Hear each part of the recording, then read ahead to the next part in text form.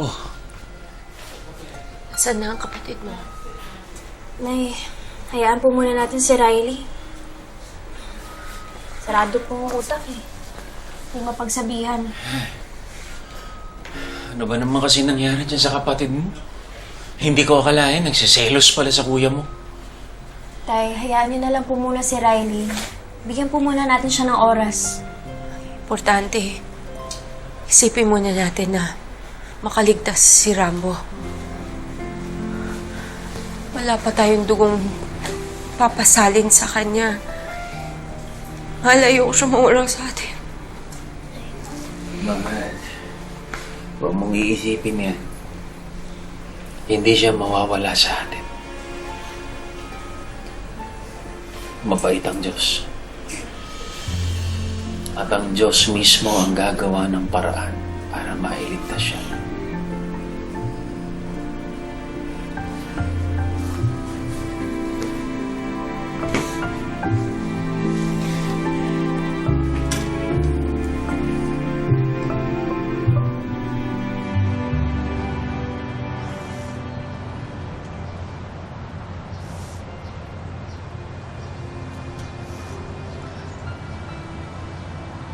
Kuya, alam mo, best miss ako. Talaga ba?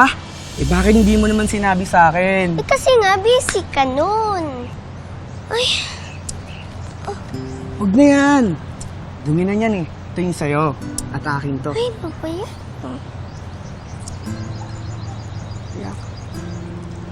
Kuya, wag. Huwag mo kayo na madumi yan. Joke lang ano. Alam ko naman na madumi to eh. Tatapon ko kaya to. Ah, kainin mo na yan. Thank you, kuya.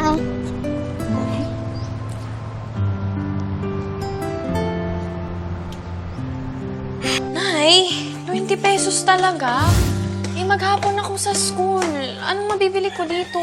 Anak, may baon ka naman. At saka, nilalakad mo lang naman yung eskwelahan eh. Magtipid ka. Mag-ingat ka, ha? Ikaw din, Rambo. Mag-ingat kayo. Opo, Nay. Kainis na.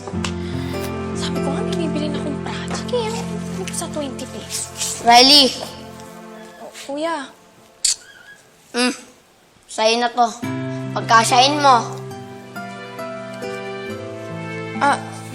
seryoso ka, kuya? Akin na to? Eh, di ba, baon mo to? Paano yung pamasahe mo? Okay na. Exercise naman talaga sa akin yung paglakad eh. Basta, siguraduhin mo. Bibili mo lahat ng kailangan mo sa school.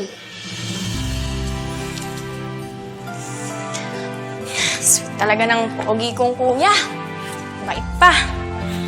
Sige, kuya, una na ako, ah. Riley, ingat. Sige, kuya. Love you, kuya! Love you, little sister.